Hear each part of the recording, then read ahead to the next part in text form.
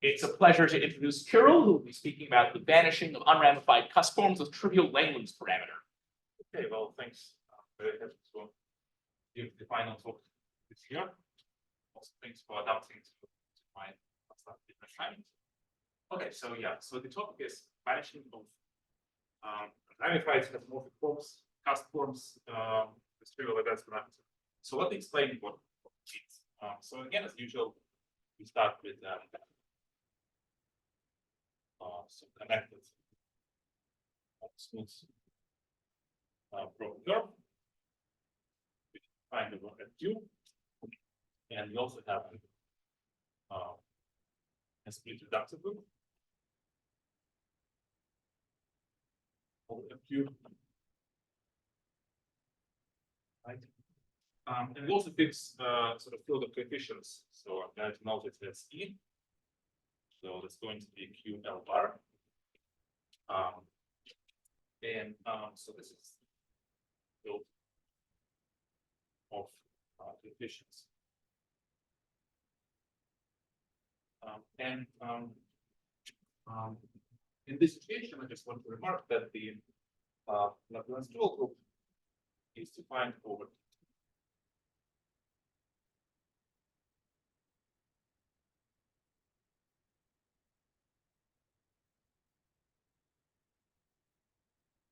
so now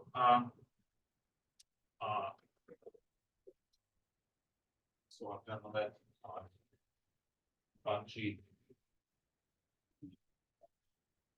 XLIV, and then we have the following definition that so this is a stack over at Q.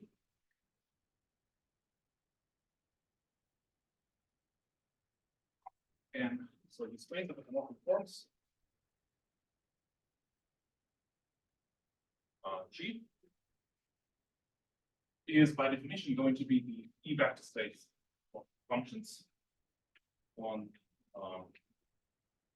BunG of FQ. So I take a few points of BunG, and I consider functions with values in E with finite. So when the proper long name for this is unramified morphic forms. And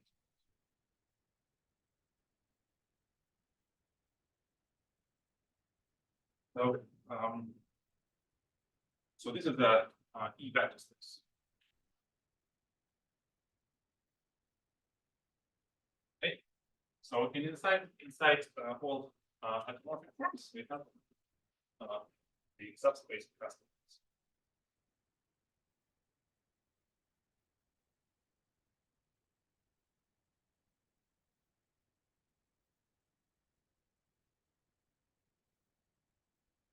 But the nice fact about the space of cusp forms is that it's finite dimensional.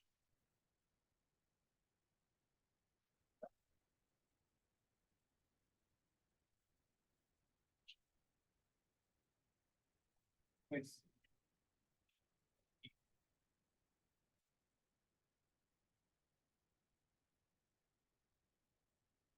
And its finite dimensionality has a certain implication, so to speak, namely the spectral decomposition constructed by Lafforgue. So what is spectral decomposition? Spectral decomposition tells us that this finite dimensional vector space decomposes into the direct sum of certain components. So let me just write it and then explain what it is. So it's going to be a direct sum of certain parameters sigma. Morphics sigma. So I will just denote each direct sum like this. And so the sum here sum is taken over conjugacy classes.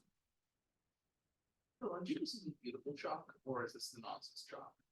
Is it fact, or is it? Because I can give up. It's not fact. Oh, then upgrade to this.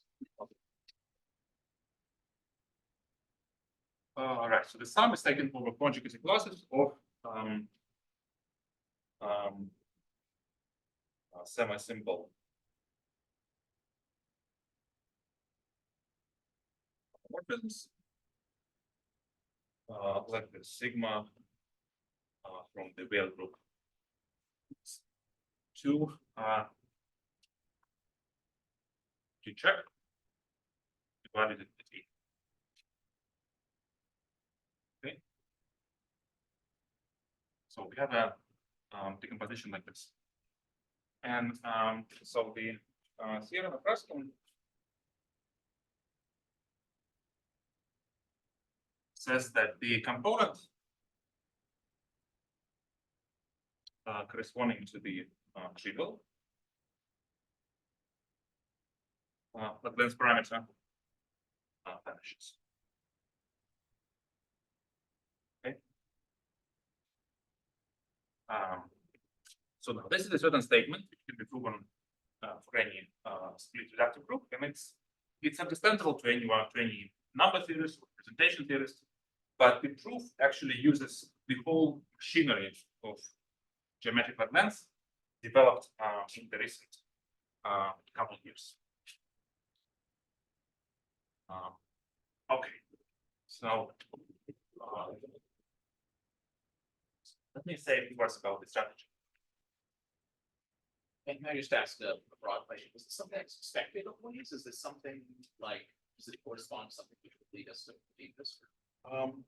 Well, it's something that you can do for SL2, and then sort of, but for other split reductive groups, it's sort of, I don't think it was known before, but maybe it was expected to. It was a conjecture, though. It was whether heuristic that would suggest that this. Actually, I don't really know. I mean, I don't know what the story of this theorem is, or the history of this theorem is. But yes, it was certainly something that was expected, but I don't quite understand the reason why. And are trivial Langlands parameters, would they parameterize non-cuspal representations, or No, I mean, this is all inside cusp. it's all inside cusp, but are there, okay, yeah. Okay, so.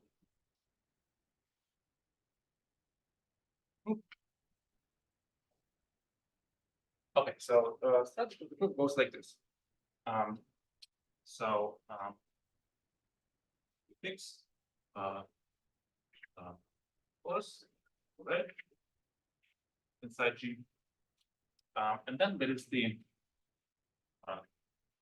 so-called pseudo Eisenstein series map.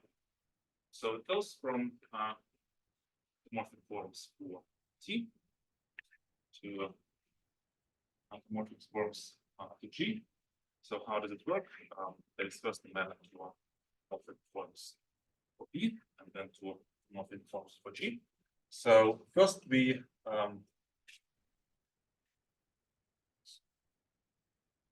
projection map, the equation to G.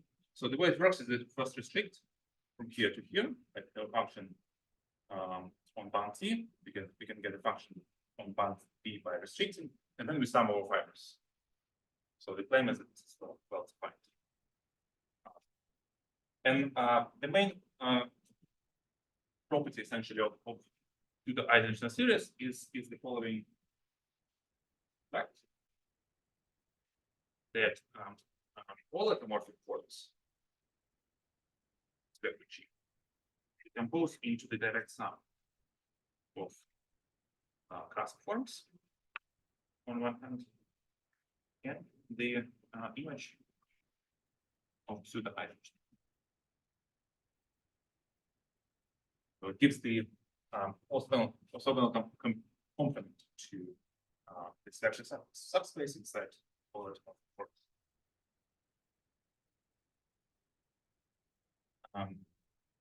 So what we want now is to show that any psi belongs to what G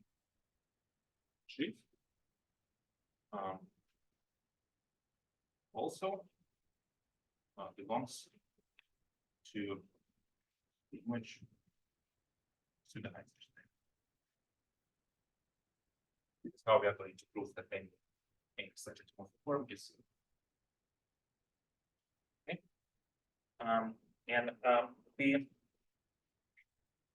The core proof is to translate the statement to the spectral side using restricted geometric Langlands. So let me briefly recall the main statements that have been discussed before. So restricted geometric Langlands.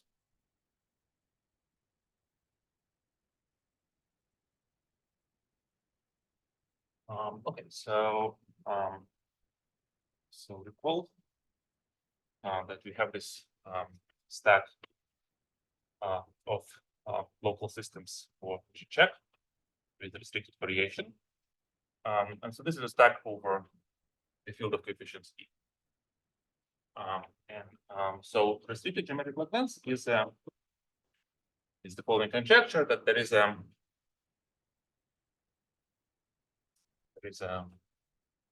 QCO LS restricted to check linear equivalence like this. So on one hand, we consider sheaves with an important singular support on BunG. So these sheaves are alodic. This is E linear infinity category. And on one hand, we have, on the other hand, we have IntCo nilp on local systems with restricted variation with respect to Langlands dual group. So this is now an E linear category because the stack is E linear, and the way the action of this category works is that on IntCo nilp, it just acts in the standard way. So QCo acts on IntCo and preserves the nilp position. Right. So this is here. So this is standard action.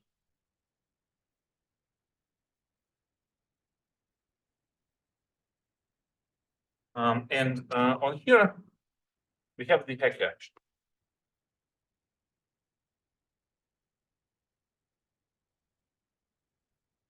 QCo LS. So this is sort of a categorification of the excursion operators. Okay, so now remark. I think in recent several 400 pages papers, it's now a theorem. Yeah, I know. We've been calling it a theorem for a semester. Okay. Yeah, it's theorem.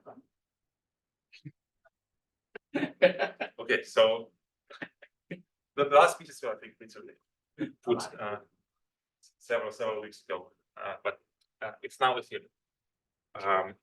And there are also two theorems due to Arinskin, Ginsburg, Dan, Raskin, Lafforgue, right? Which are kind of not wide dependent on the geometric Langlands, but they're sort of morally closely related. They're two theorems computing certain traces. So let's just notice that BunG and LS restricted to check carry So I just, yes. I suppose the L-adic version probably is not a different, it's L-adic version. The demodular, the ROM setting is now different. That's the, Okay, the Latin version is still I think, code. still a conjecture.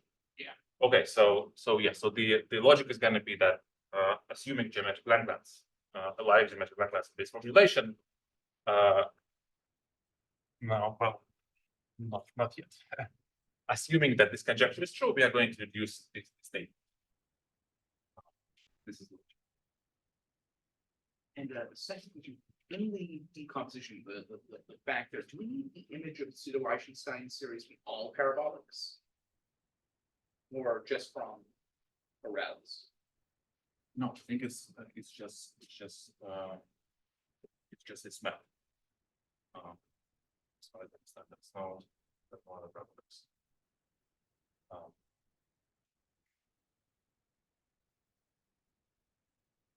Okay, yeah,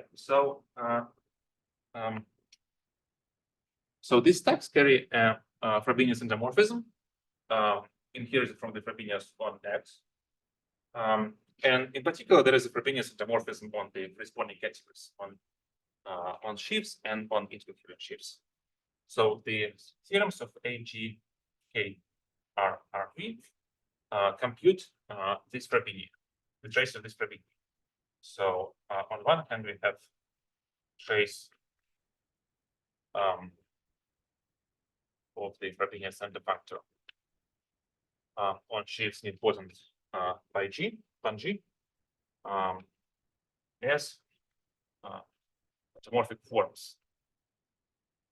Unramified is minus 40 on respect to G. And the other theorem use the trace of the Frobenius center functor on info nil LS restricted to check in the following terms. So it's going to be global distributions on this type of arithmetic local systems. So global sections of the dualizing sheaf. So what is this? By definition, where LS arithmetic G check is by definition derived fixed points of Frobenius acting on the steps.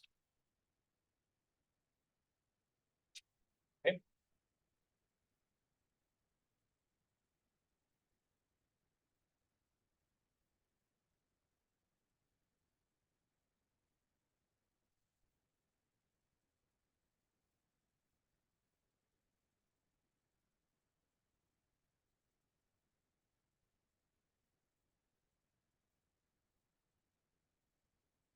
And these trace methods are going to appear very prominently in the coming discussion, but we can just so far see at least one immediate problem that assuming geometric Langlands conjecture get the following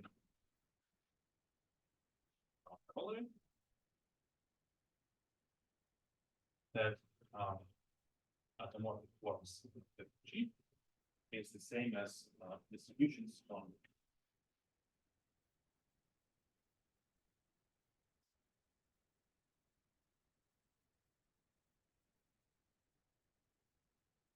and the point is now that various computations done with automorphic forms can be translated to computations done on the spectral side. And in fact, there is an analog of pseudo Eisenstein series in the spectral setting, which is called spectral Eisenstein series.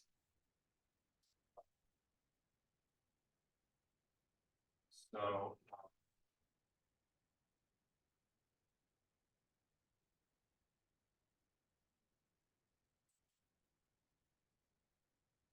Yes. What is pseudo about the pseudo-Eisenstein series as opposed to just To Eisenstein? be honest, I don't know, but it's very old name.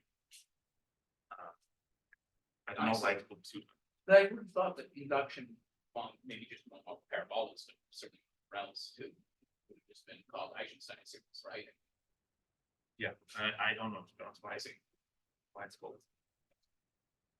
Okay, so right, spectral Eisenstein series. So the idea is similar. So we consider the usual correspondence like this.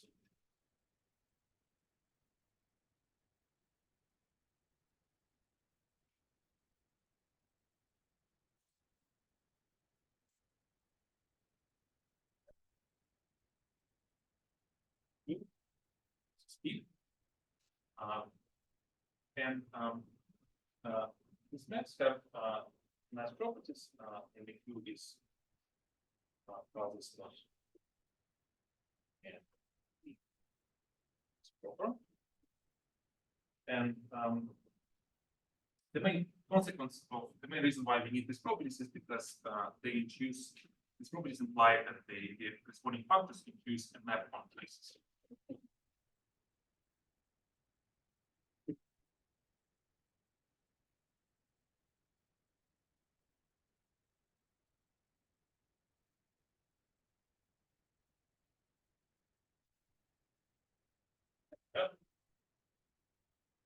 Maps like this. So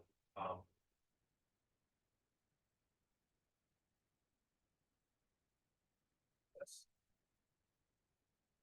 mapping.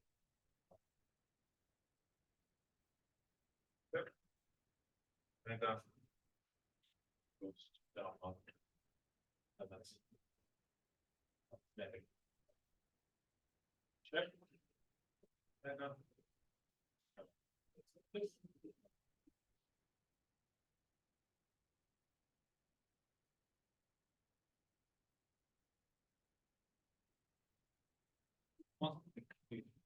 competitive by definition, special Eisenstein series. And we get this map by just taking traces from beats. Actually, corresponding in the categories. And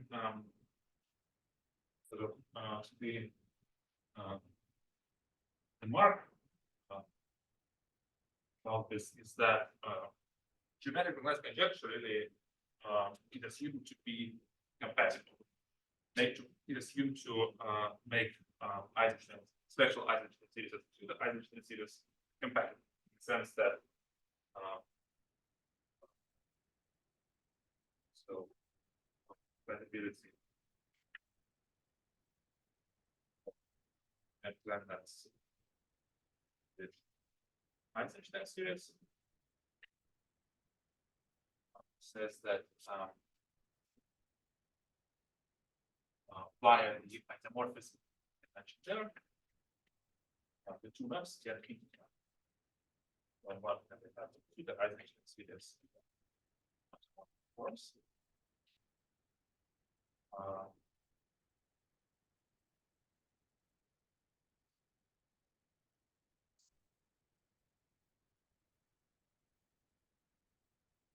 No?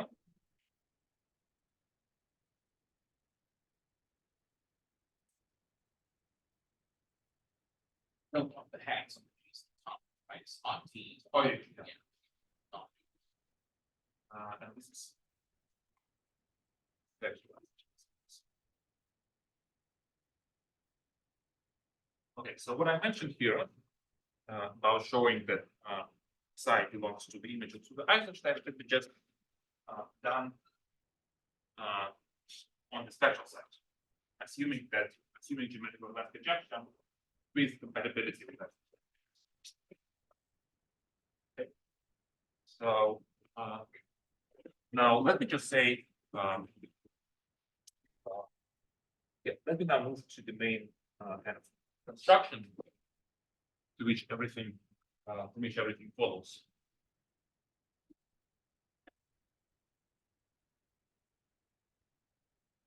So we will construct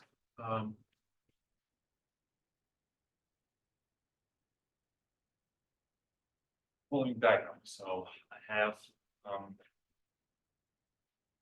the usual correspondence like this, and that's arithmetic check, ls arithmetic check, and I'm going to construct functions of this text, which I will call delta t check and delta t check. So before I say what kind of properties I'm requiring from this, let me just say, let me just remark that. So the simply the existence of these two functions give us and so functions delta check and delta t check give e of t linear structures on gamma, so that's arithmetic t check omega and gamma, so that's arithmetic g check. The way it works is that a function just gives an element of the algebra functions, but the algebra functions act on the algebra distributions. So I get an endomorphism of these two vector spaces, and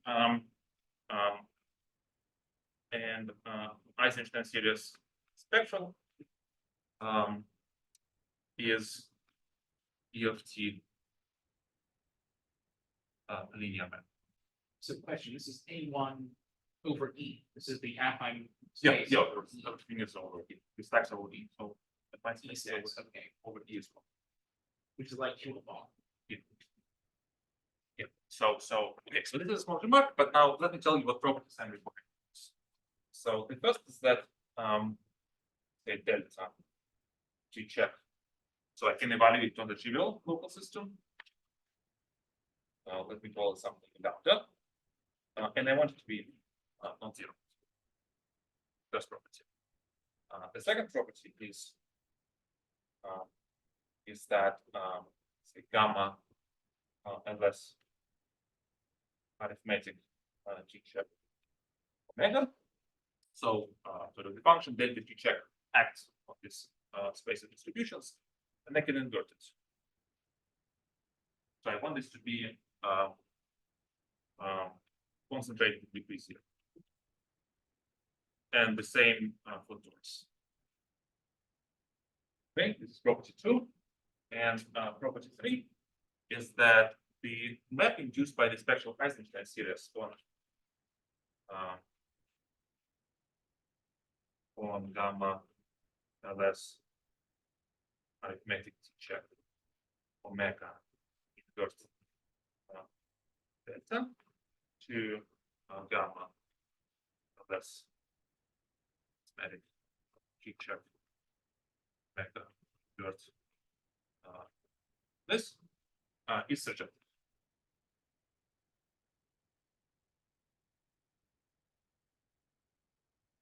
Right? So 3 properties: non-vanishing on the local system, concentrating in degree 0, and surjectivity of the Eisenstein series map. Okay, so it can look a little bit strange. Why is it the right thing to do? Let me justify that this gives the theorem.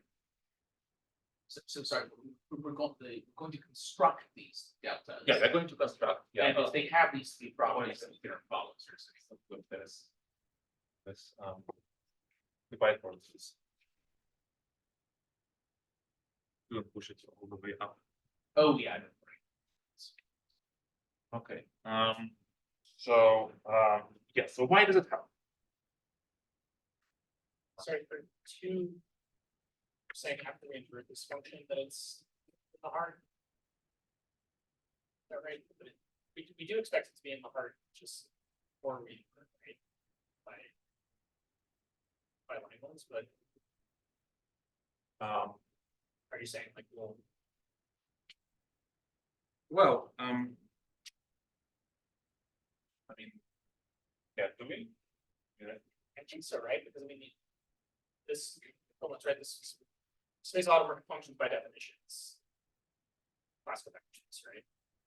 True, yeah. So yeah, if we know the statement, then So is this, sorry, is this meant to be, what you're about to do, is it gonna be conditional on geometric Langlands, or is? no, that's not going to be. Okay, so maybe that's. This is the point. So if we know the statement, then yeah, the point is that this is going to be Independent. that condition. Great, okay. So the construction that works without assuming geometric vectors.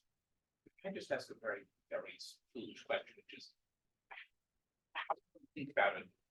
This thing spits out a complex object, right? But then we invert a single element and that will still the higher cohomology groups, it's pop, but we don't think that's true, we think all cohomology groups are. But the point is that it is discrete actually, it is discrete. I mean, if no, like it is discrete beforehand, even before, so, but there is not necessarily any way to prove that it is discrete. Sure, But at least without assuming geometric unless we can prove that it's discrete when we invert this function. But in general, I don't think that is dependent. It just proves that the non-zero cohomology groups are kind of skewed theoretically supported at zero. Are sort of supported at zero. Towards it's supported at zero, right? Yeah, The zero locus of delta, yeah, that's all it proves. Yeah, but I guess the point is Justin said that we know post factum, like assuming geometric Langlands, we know that it is already with zeros. There are no high cohomologies in the way. So we expect this. Yeah, but this construction is now independent. However, how does it help? Okay, so take psi in anthropomorphic works for G, and let's use geometric Langlands.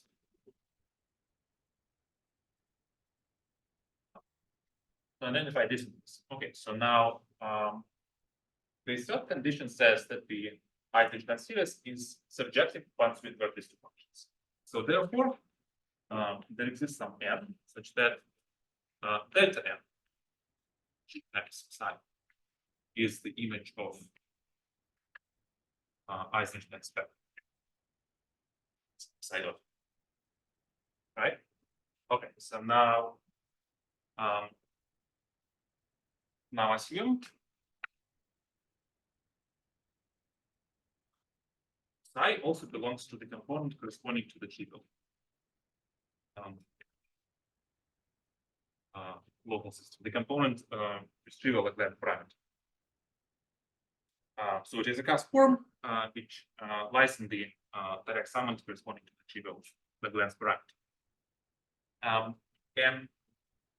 So the way I think I didn't say it, maybe I should have, is that the way the spectral decomposition works on the spectral side is that the algebra of exclusion operators act on this thing and preserves cusp forms and the resulting decomposition is just decomposition of into generalized eigenspaces. Sorry, you're assuming psi is a cusp. Well, if it's here, then it's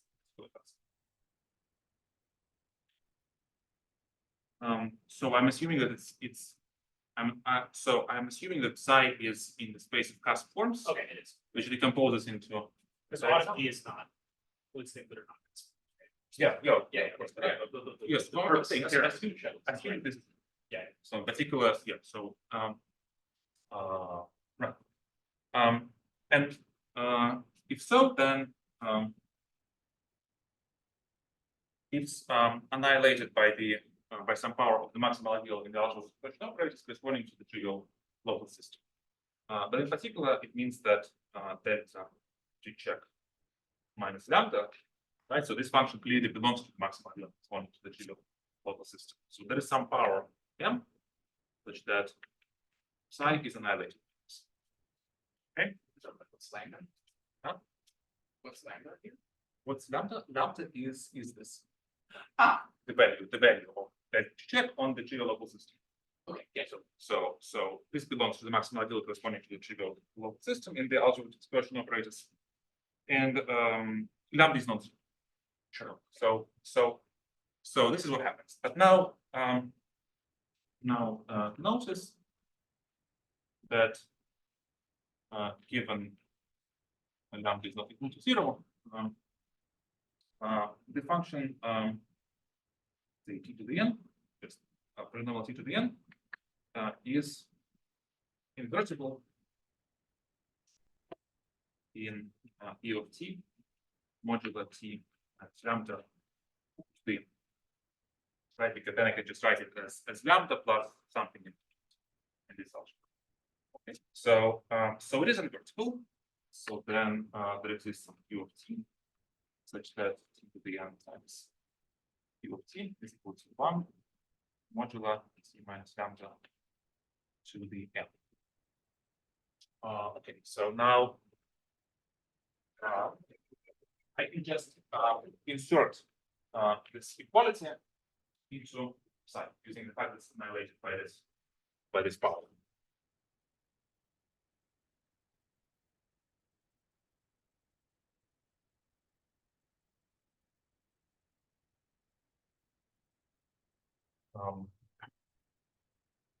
So then psi is equal to 1 times psi is equal to q of lambda d check times lambda check to the n psi. So right, I'm just plugging in 1 in front of psi.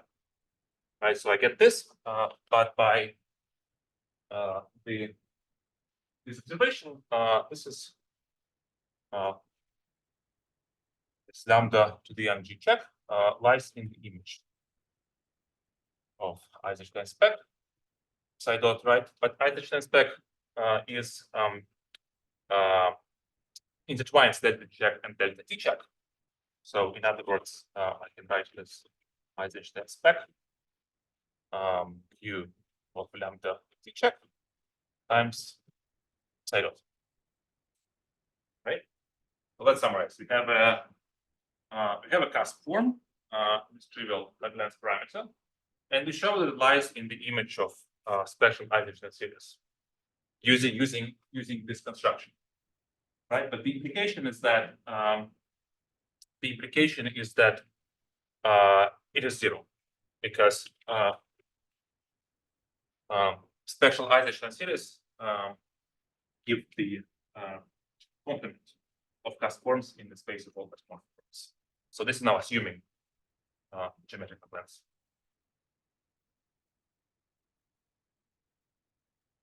Okay.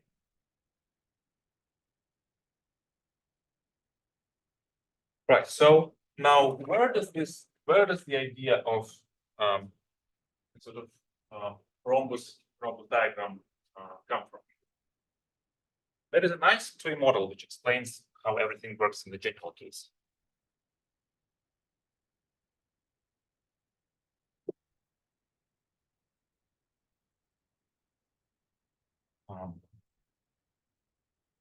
So a toy model. Now instead of the whole stack of local systems with restricted variation, let me just consider the classifying spaces of the Borel, the classifying space of torus. So there is this quotient map and the map induced by the inclusion. Right, so I also have maps Q and P. And this diagram is it's a correspondence which is equivalent with respect to just the identity. Right? And so we get a map. Is that a trivial statement? I mean, like No, of course, yeah. Everything is compatible with everything, identity. yeah. But we are going to get something not intelligent out of this now.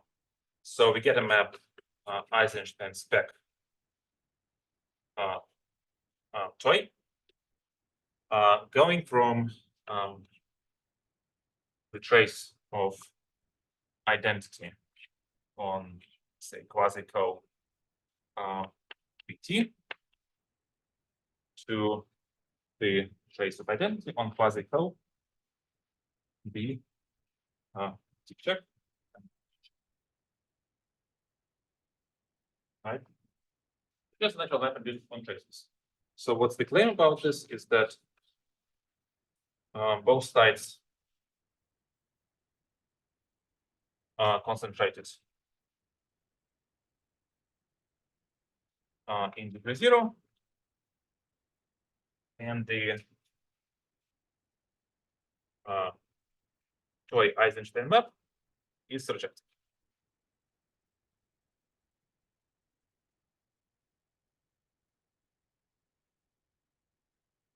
Okay, so let's prove it very quickly.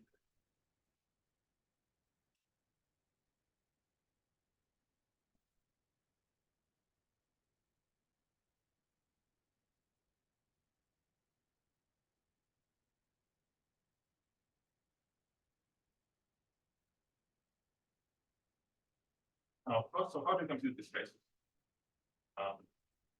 Let's say the trace of the identity of quasi-computer sheets. We check. Well, this is the same as logic homology of the category of representations. But this is somewhat simple. I didn't screen. And logic homology decomposes into the direct sum of one-dimensional components corresponding to reducible representations, which are parameterized by dominant weights.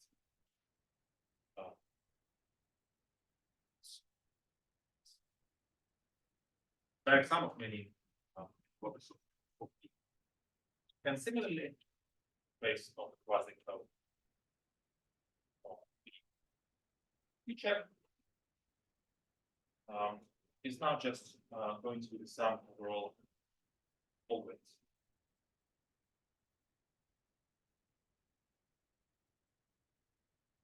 So clearly both concentrated in degree 0, and it's a simple exercise that the map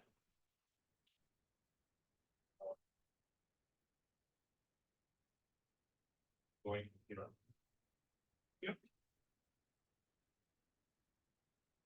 Subject.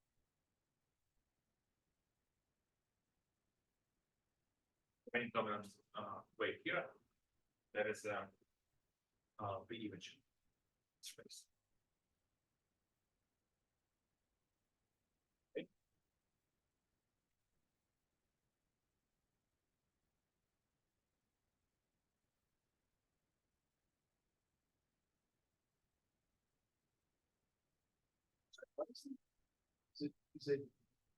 Is it kill off all the components that are non-dominant, or is it not quite actually? sum By of the average over the cloud group? yes, it's the way the character formula. Ah, So, okay. so you take something, some dominant weight here, I think you take here distance is a W dot of state that goes to the right thing. I see. Okay. You could say the geometrically like this trace. Like if I do this for quasi-co on any stack, probably there's like a nice description, right? I mean, I think like, okay, I kind of more tautologically, this should probably spit out like the regular, like the adjoint representation of G check on its own functions, right? And then you're saying that, Right. Yeah. then you're making this identification using linear. Yeah. Yeah. So I'll definitely I'll say more about it. Based on what there's on any group that this identity is global functions on the loop space of the right. But now this is just the adjoint version. To check using the adjoint action.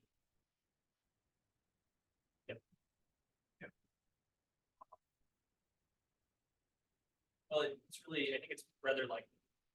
Yeah, and for constitutive that, in fact, we can also write this advantage and so on.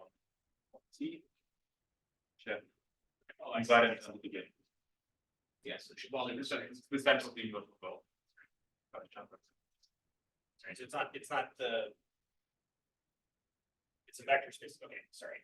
Yeah, I said the adjoint representation, but it's rather like invariance. Yeah, so I'm right. yeah, so this the map is essentially used from from the average value. Yep. So this is not quite the right thing, but it's almost the same. It should be very obvious that G hat is G hat on G. Why is that? Oh, this one? Yeah, from the first and second line. Oh, it comes from the presentation of the circle.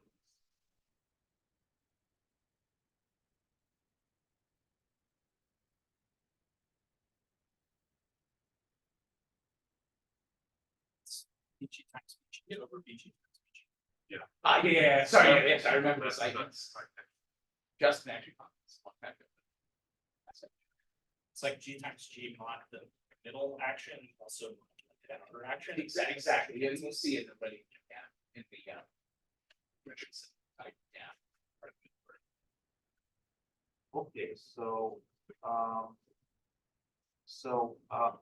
but it's still quite far from what we want. But let me just say that let me just begin with explaining how everything is going to be reduced. Okay, so I'm gonna fix the point of the curve, and then I have the map from LS restricted. Let's say I want to homogeneously taking the right. Teacher.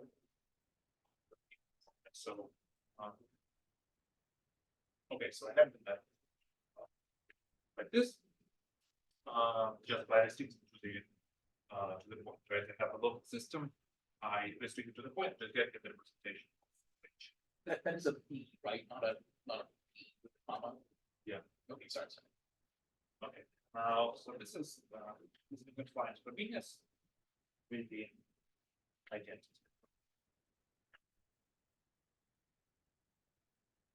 So in particular, I get to map like this.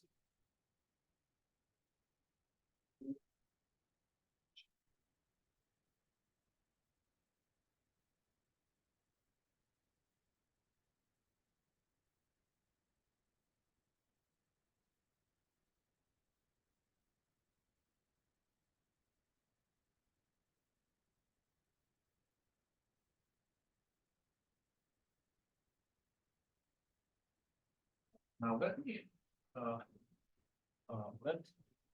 note ls restricted dot h to be neutral connected component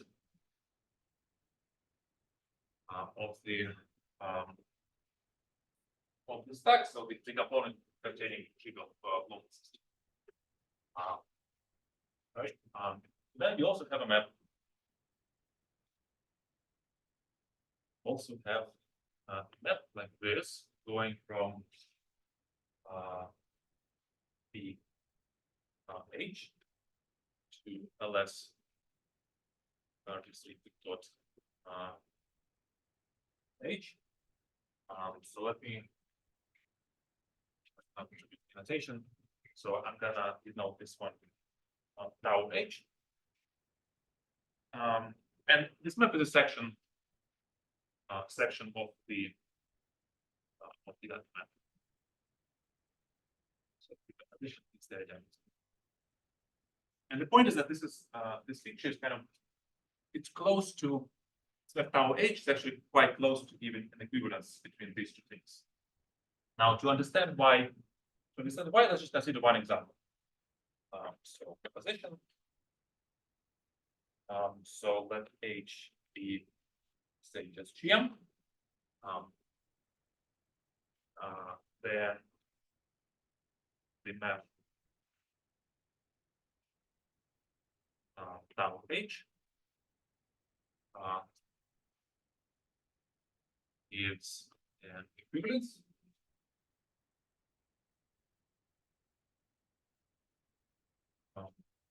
So GM see the conjugate action on the joint action on GM is trivial because it's commutative. So the quotient is going to be GM times VGM. And the claim is that it uses an equivalence like this, GM times VGM, unless arithmetic, but GM. Right. So again, this map is intertwines the identity and the Frobenius, so I get the induced map on Frobenius fixed points. And the claim is that it gives an equivalence. So when should I do the break? Whenever you're ready, I mean, this is a good time, because it has 50 minutes. Maybe let me finish this one. So I'll do like an hour and then it's proof.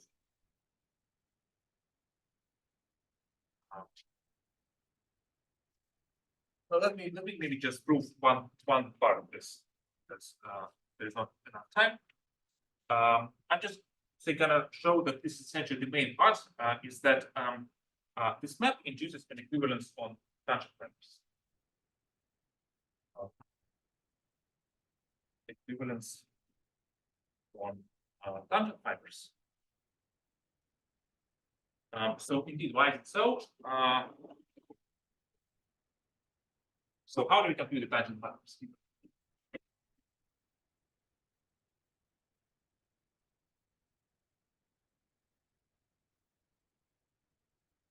So for GM times EGM, the tangent fiber midpoint is just going to be so I have the one-dimensional component from GM and the shifted one-dimensional component from GM. So E plus E shifted by 1. Now, how do I compute the tangent fiber of this guy?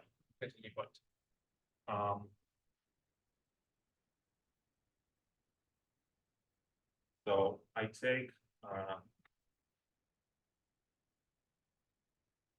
the fiber of identity minus Frobenius acting on the enthalpy homology of X shifted by 1. Right, this just follows through the definition of less arithmetic as fixed points of Frobenius. So normally the tangent complex would be less restricted, would be just this enthalpy homology shifted by 1, but for the fixed points Frobenius, take this homology fiber. But notice that the components, the first and second homology doesn't contribute because by real conjectures, the Frobenius doesn't have any eigenvalues 1 on the first and the second homology, right? So the only thing that contributes is the zeroth homology, on which Frobenius acts by identity. So it would be fiber of identity minus identity, which is 0, acting on given that the curve is connected on just E shifted by 1, right? But that would be E plus E shifted by 1. Okay, and the natural map induces an equivalence. And so you also need to check that it gives a bijection on the points on this of this text. But this is a simple exercise in class field theory, which I will leave to you and stop here. So this is the main point, but I only did it for GM. So what to do with general groups, I'll explain.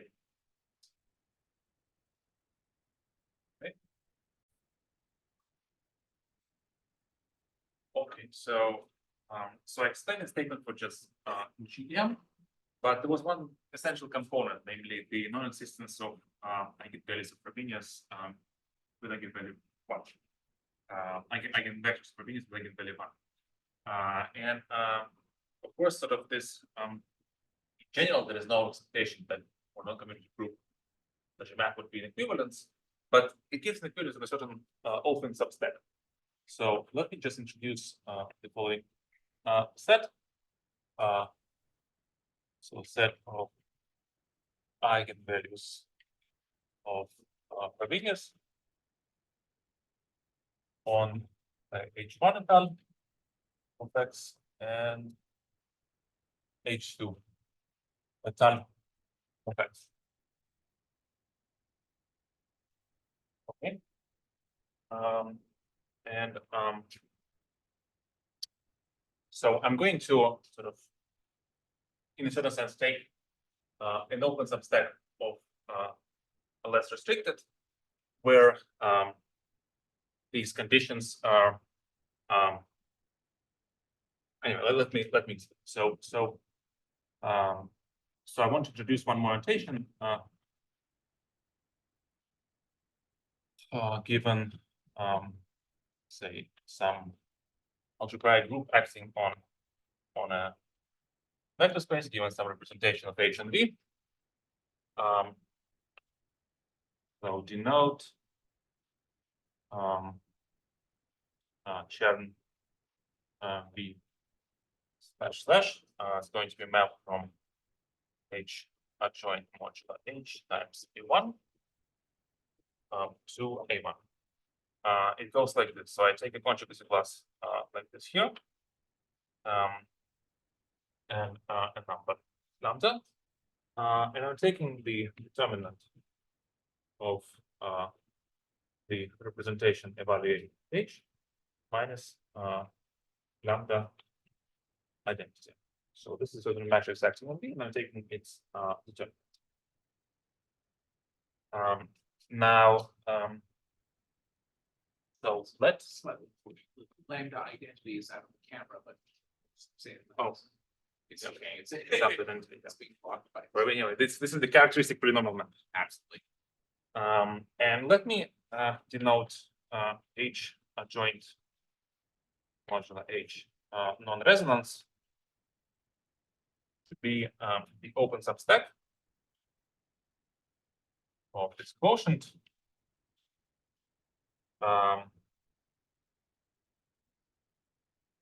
The open substack where the product of all Chern characters corresponding to lambdas living in this set are X. So Chern characters acting on the adjoint representation of and H lambda is not equal to 0 for any conjugacy class like this. Right, so that makes sense. This is an open substack here, where consisting of points which satisfy this condition.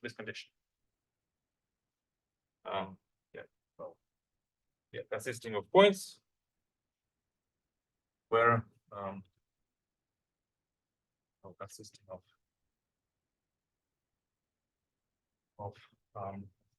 H belonging to this, such that this inequality is satisfied. Okay. So this is a non-resonant substack of the adjoint quotient. And given any y living over H adjoint modular H, we also let the non-resonant substack to be the pullback.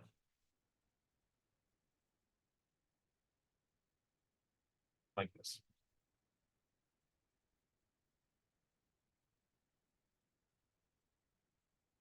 Okay. So now you can guess what the next statement is going to be. So there is the following proposition that the map tau H introduced before gives an equivalence from H adjoint modular H non-resonant to a less arithmetic neutral kinetic component H non-resonant. Equivalence of these two steps. And the proof is goes essentially the same way as here. The main input is the computation of the tangent complex, and it kind of goes through the same argument.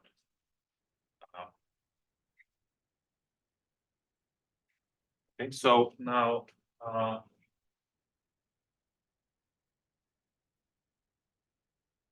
so how does it help me?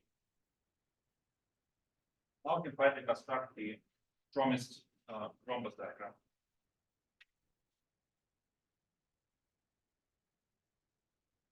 Construction.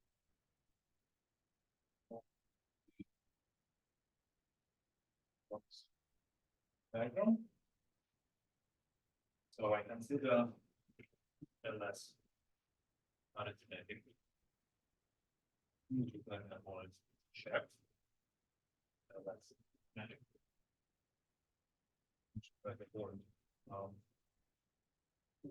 Check.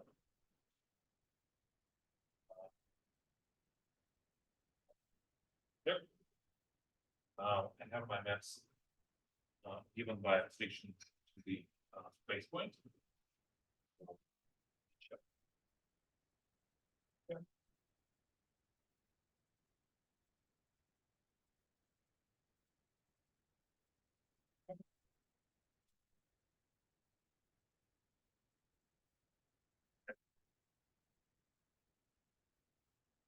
Now here, I was promising to construct the functions. Okay, so consider first the map to T open by W. So one map is just canonical, and the other is characteristically not.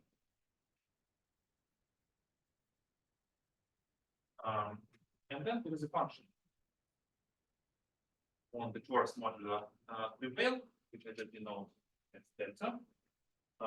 So I'm just going to construct first the function of T. So how does this work? Take some element T. And I send it to the product. Well, down to Rx. Here, that's the joint representation.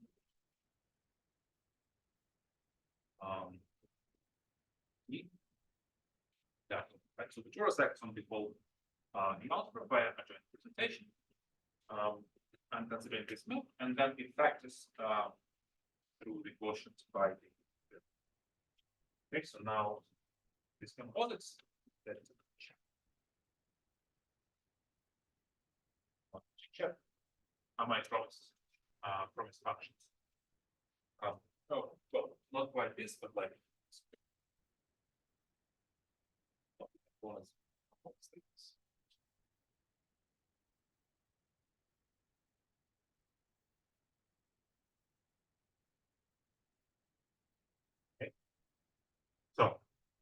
So this is the diagram that I promised to construct. Now I need to justify the three main properties.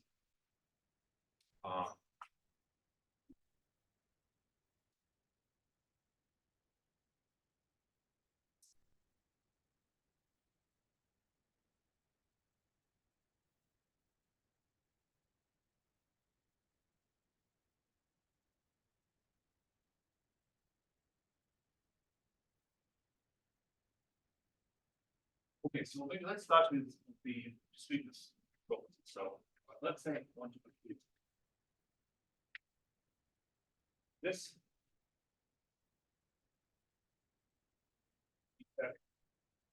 And your to check. Right? But notice that when I invert then check, it's the same as computing global sections of omega on the subspace.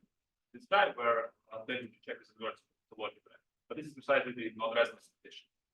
So this is simply equivalent to gamma less arithmetic check. Meta invert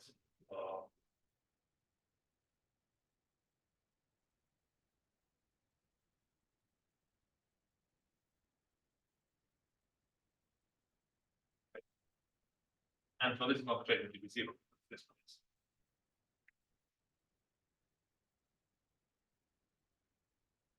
Similarly for the torus.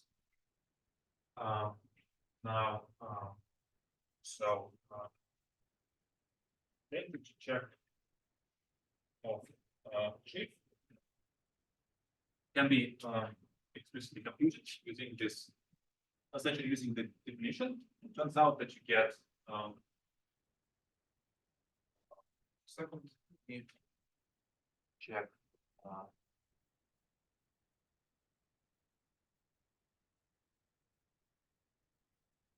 well, let me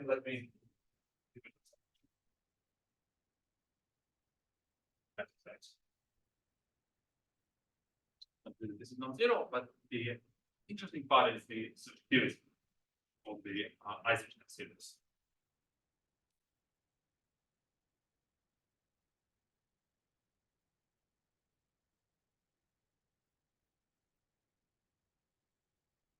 Correct?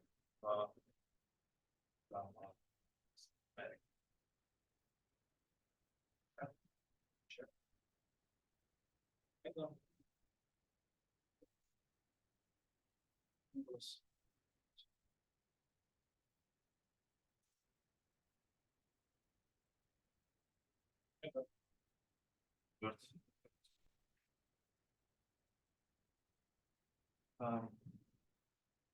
And here's something interesting happens. So we have the Eisenstein, the spectral Eisenstein series map, and we have also this identification. So on the side of the adjoint portions, we already constructed certain toy model Eisenstein series map. So we have this thing and we have the toy model Eisenstein series map. But they're actually not quite the same. Turns out they're not quite the same. They differ by certain vertical function. So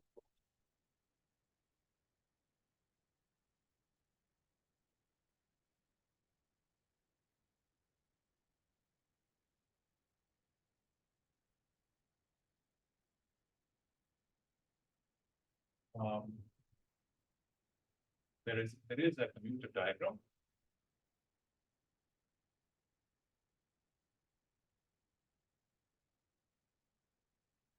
There is a commuter diagram like this. So on the one hand, I have that's not expanding. Check. Yeah, word something. Check. And I have the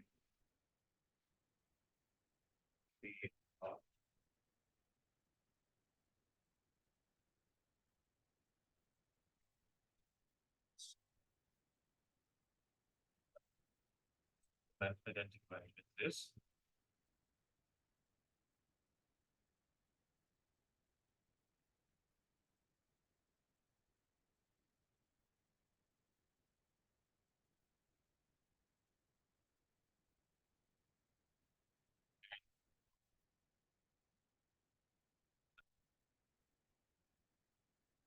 Eisenstein map, going to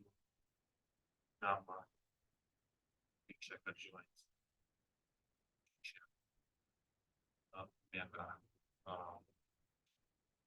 Investment.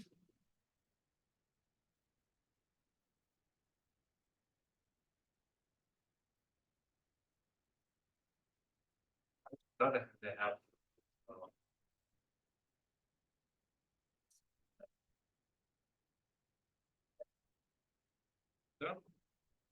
so I can first use the usual spectral Eisenstein series map.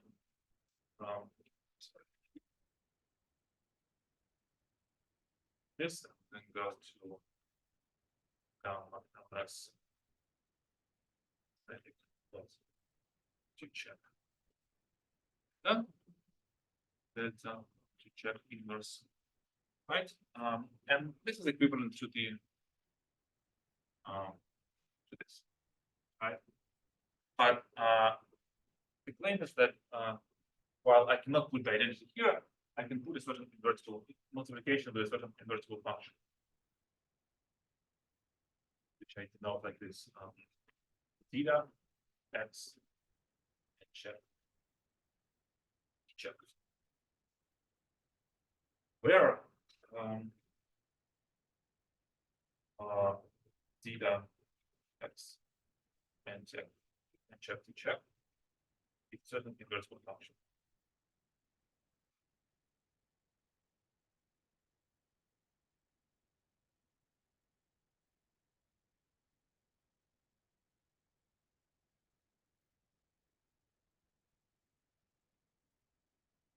Okay. So in other words, the two Eisenstein series map, they differ by certain invertible functions. So let me construct this. Yes, this map is okay.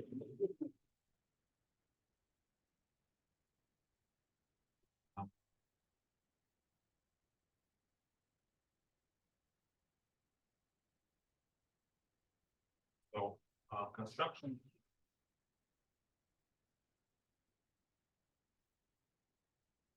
So I'm going to start with a certain bidirectional function on the course.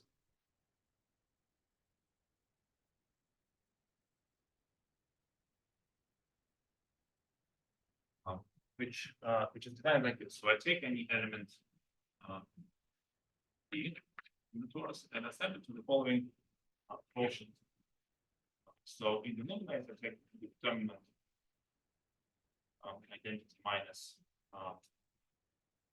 the action of adjoint by T inverse and the Frobenius on a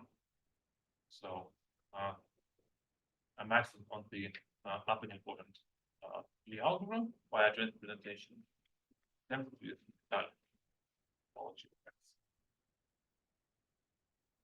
n is the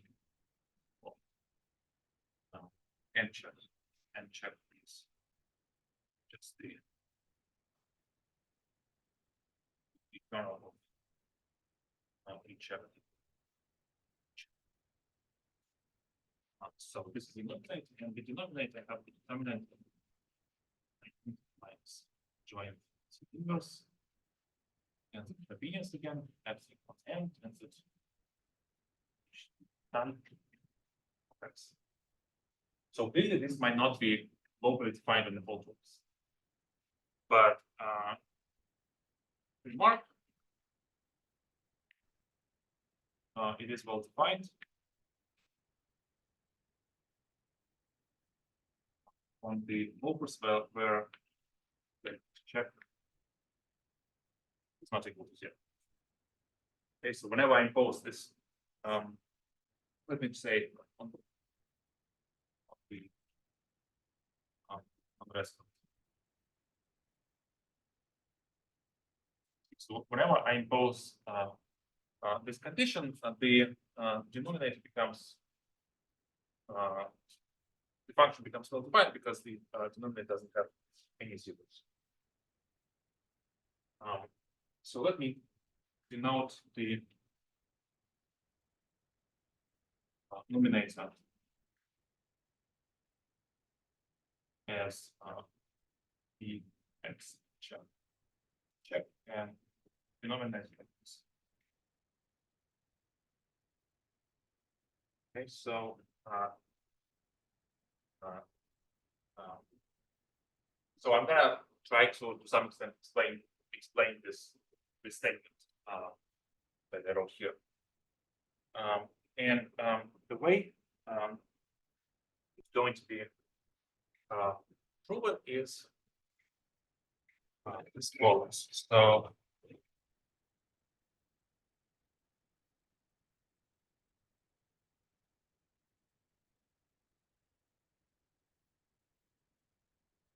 we consider a slightly larger diagram. Consider a larger diagram. So like this. I'm going to write and draw the diagram first, and then I'm going to explain why it commutes. So okay, that's a little difficult. There's a lot of notation here. So on one hand, I have this. multiplied by Tx check T check by this nominator. So that goes to gamma T adjoint modular. Yes. So it was a function on T, but clearly it's also defined on the adjoint quotient. Then I have, remember I have the map tau. I'm going from this step to arithmetic local systems. I can take the push forward and I can take the trace of this guy. So this is going to land in gamma ls arithmetic dot to check again. And then from here I can map via the Eisenstein series spectral to gamma ls arithmetic dot check omega. And in the bottom, I'm going to have the following. So again, gamma T adjoint modular to check omega. Then multiplication by Q and T check. Going to here. And using toy Eisenstein series map. So landing in gamma G check adjoint modular G check omega, and then using the map tau G check push forward, and then take trace. Okay, so so what's going on here? I have two functions, numerator and denominator, on the adjoint quotient of the torus. Then I have traces, the trace of the tau map going from here to here. Then I can apply spectral Eisenstein series, or I can go first by applying toy Eisenstein series and then taking the trace of this thing. Okay, so if such a diagram exists, then I get the initial diagram just by inverting the deltas. When I invert deltas, say Q becomes invertible, and so I can just replace this by the map, well, from the top to the bottom by dividing by this thing. Okay, and the on the non-resonant substacks, the tau maps are equivalences. Okay, so okay, so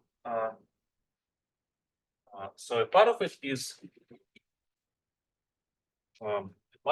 easy.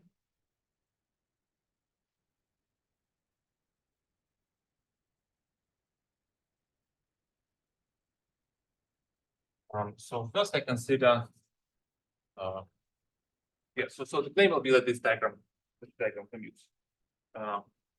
And I'm going to construct it by sort of concatenating two commutative diagrams. One is like this, check going to ls restricted b check dot via tau check map. Then the G check going to here.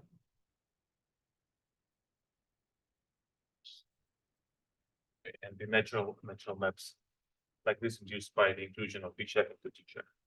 So what I'm gonna do here is I'm just gonna take the push forwards of all the functors, and that gives me a map, a commutative diagram like this. So I take push forwards and traces of push forwards. So I'm gonna get the map on traces like this. Dot we check omega.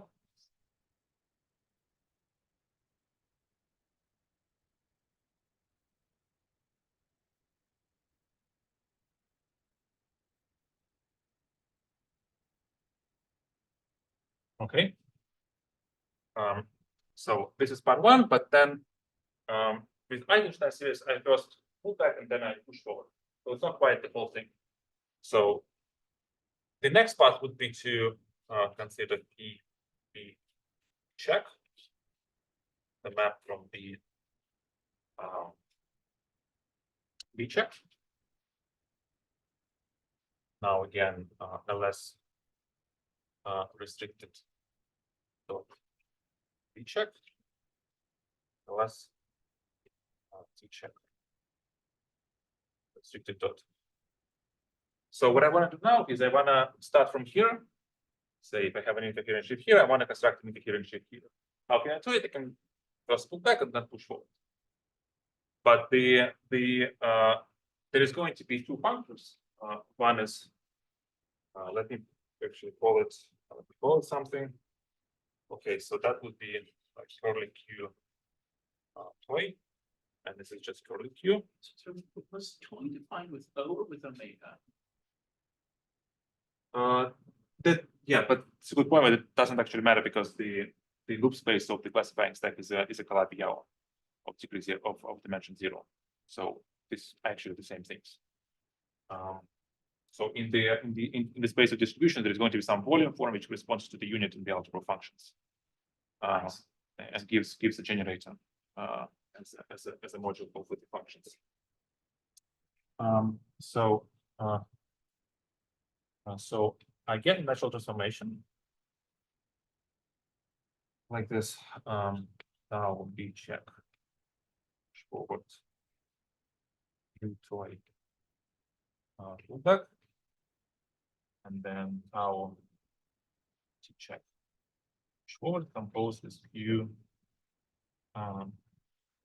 pullback. But this is not an equivalence.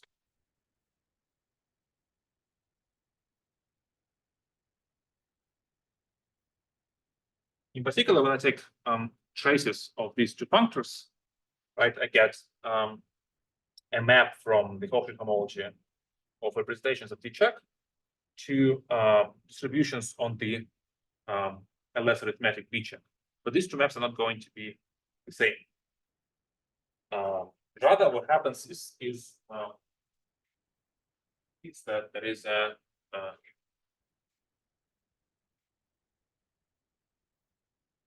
commutative diagram involving P X and check T check functions and the Q X and check function.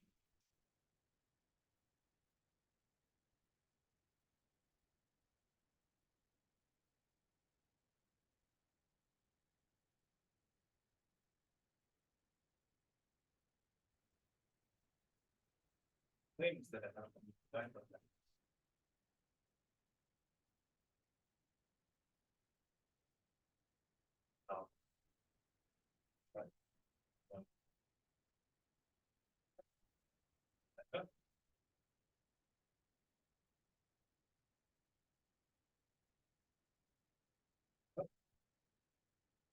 Multiply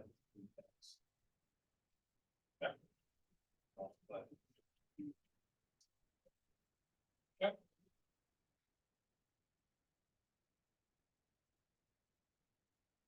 Yeah.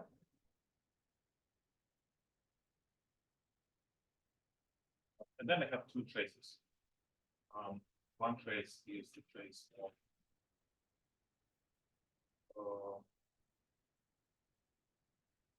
now check which will you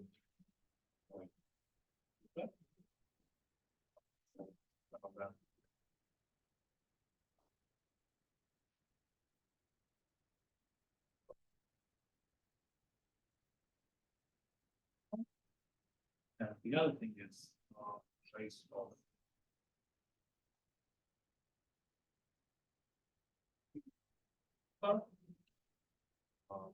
also is check which okay. So this is the final step of the construction, and yeah, let me try to justify why this is shown. And the point is the following again. So the diagram is by abstract nonsense is linear over the functions gamma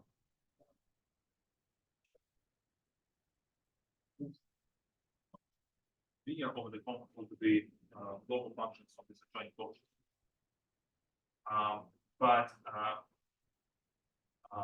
And moreover, this space of distributions is isomorphic to the space of functions using the Calabi-Yau structure, the loop space, the classified set.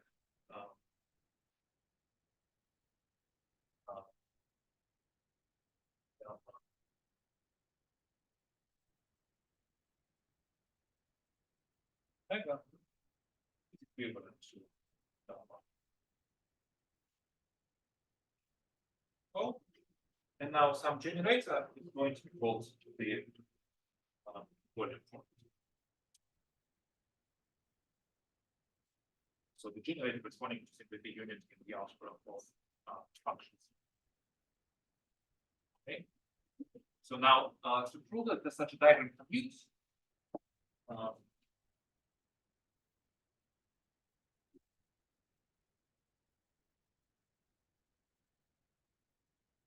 it suffices to identify the images of the volume form.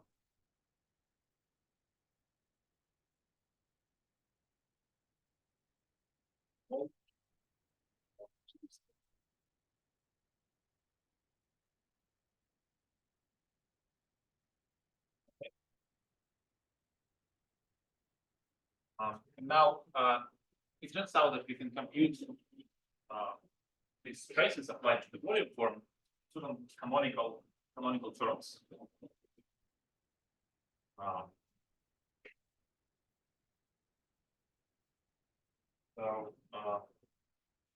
So how to compute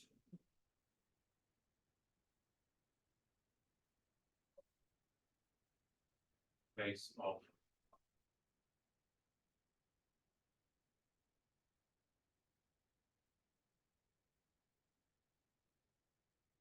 this and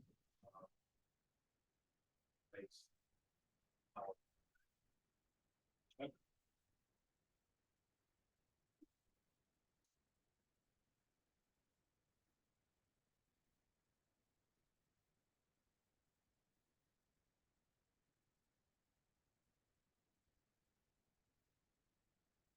The answer can be given in the following terms.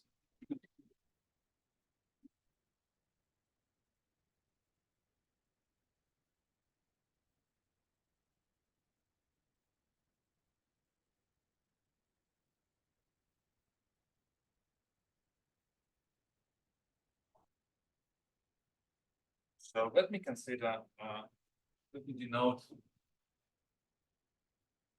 which. So now the up and important is going to appear. So LS restricted B check and check is by definition the following. LS restricted B check, take you back to over less restricted B check over B check. And another description of this is that I'm just taking LS restricted corresponding to N check and motion by the choice. So the nice thing about this is that this is a quasi-compact algebraic set as opposed to the LS feature. And so on one hand it's quasi-compact, but on the other hand, when I take the fixed points of Frobenius, less arithmetic dot B check N check, I get the same as the connected component of B check. Why so? Because this map induces an equivalence onto the mutual connected component on fixed points of Frobenius. Right, so this pullback becomes just the fixed point, unless it's fixed point properties. So that's restricted. Okay, so I have this, and I have object of tau 1 from classifying space of the array. I'm going to that's restricted. Check. Check.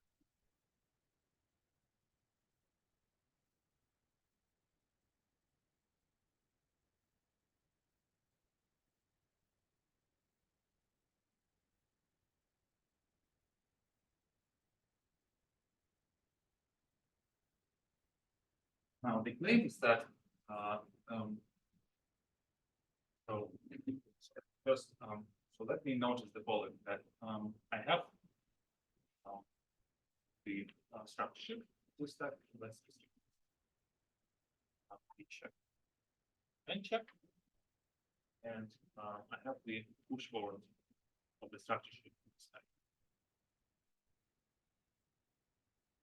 So these are certain incoherent shifts on this line, which carry Frobenius equivariant structures.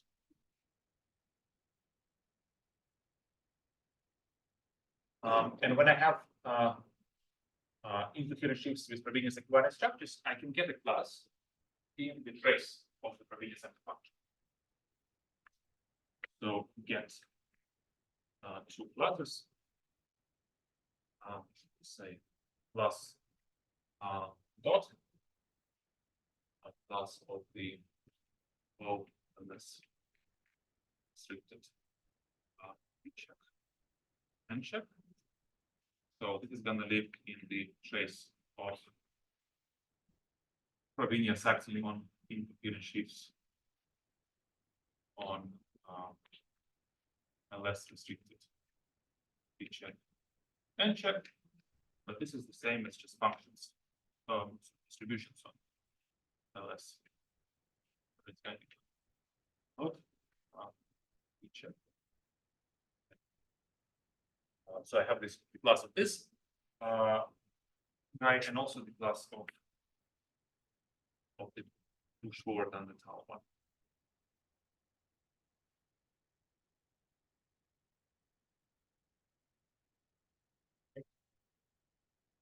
So the claim is that plus dot is equal to the trace U star tau star of the volume form plus 1 is equal to trace tau check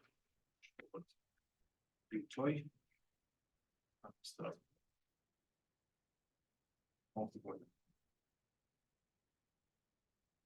Okay, so these traces of the volume form are computed with certain natural K-theoretic constructions associated with this Frobenius equivariant guys.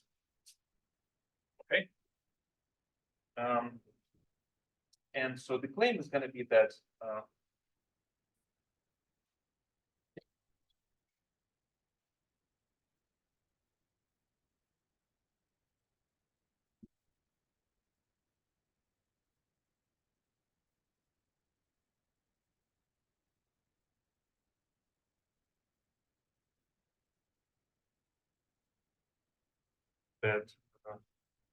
U x and check in check times plus 1 is the x and check t check times plus 0. So this is precisely what I was promising in this line. And so the proof is basically it's going to be certain inductive argument filtering the alternate quotient by normal subgroups with quotients GA. Filter and check and R -1, etc. And not. So it's filtration by normal subgroups such that the quotients are just GA. And by a certain 2 out of 3 arguments, we reduce the general statement about this equality to the case LS restricted GA quotient by BGA. And I think we probably discussed in some of the talks what this stack looks like. So it's BGA times H1 null x times omega H2 null x. And so we take the quotient by BGA again. And we end up with the following kind of derived vector stack.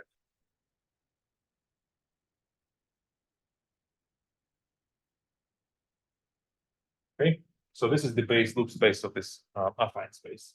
I have the affine space H1 et al, and I take the loop space of the H2 et al. Okay, so I have to prove this kind of statement for this simple derived vector stack. And this is going to boil down to a certain kind of linear algebraic lemma.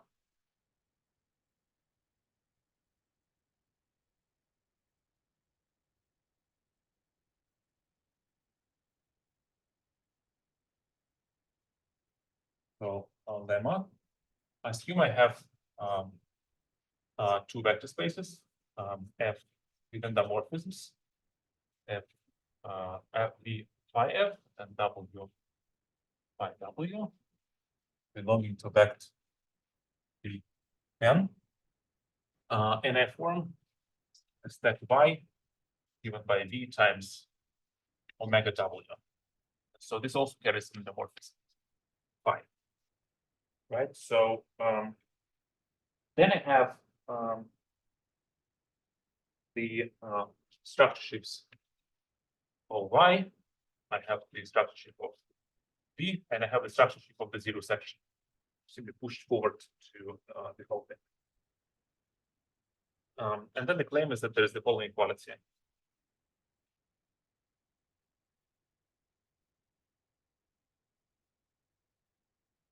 Okay, so I have so I have these 3 shifts. I think I'm going to be mostly interested in this thing. And they all carry an equivariant structures with respect to the endomorphism phi. So in particular, I have the class of OY. And the claim is that this is given by, so if I multiply it by the determinant of identity minus phi p, then I get determinant of identity minus phi w plus of O dot. Okay, so if you look at this equality, it should look the same as the claim written in the top of the upper blackboard. Okay, because this Q and P are precisely determinant characteristic polynomials like this. Acting on the first of the Frobenius acting on the first and the second topology. Okay, so I should be able to finish in 5 minutes. So let's prove this simply right there.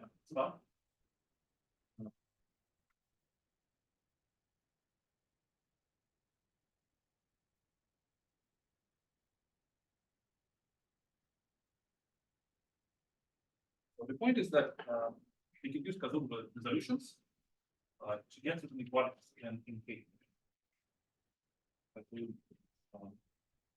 Solutions. Solution. Quality. K theory. Like this, so I have the class of all dot. The K theory. and it's given by the class by the sum of following classes. So I have exterior powers of V tensed with the subship of V. Okay. So now this equality in K theory implies that the class of O dot can reference the sign sum of classes of this class. So now they also have equivalent structures because OV has an equivalent structure, but the way it works is that lambda to the I of V simply carries an endomorphism. Vector space. And this guy carries an equivalent structure. So the way you compute this class is that you take the trace of the endomorphism acting on this vector space and multiply it with the class OV. Okay. So now this second factor now doesn't depend on I, and what I'm ending up with is simply the sign sum like this times the class of OV, but it's precisely the characteristic model.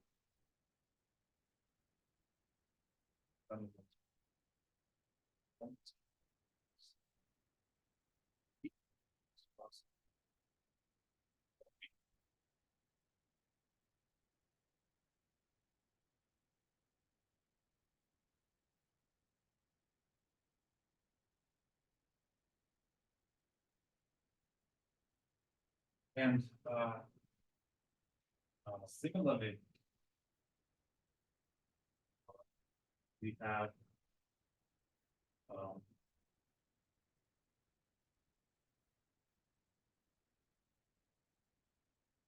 following part of class of Y. That is W minus plus O dot. Okay. So now when you compare these two equalities, so if you multiply class of O dot by this determinant, then you get this times the anyway.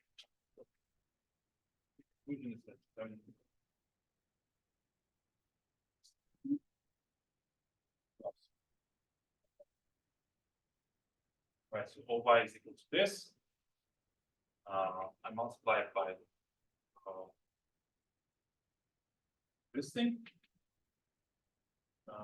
And by the first equality, it's the same as identity.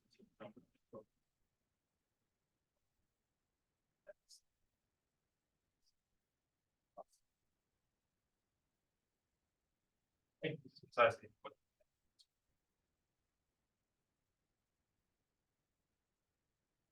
Okay. Also, that's I'm sorry, it's got a little technical. Yeah, but that's yeah. No,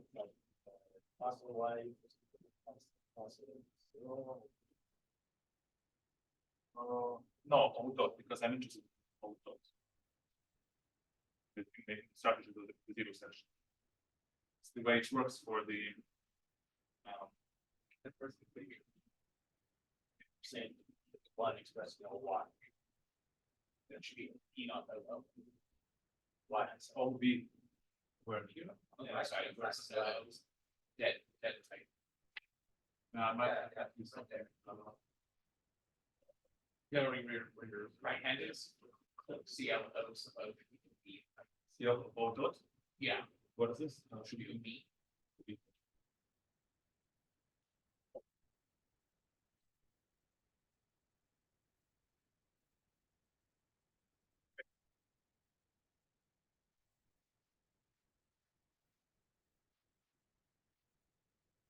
Any other questions, comments? Thank the speaker one more time.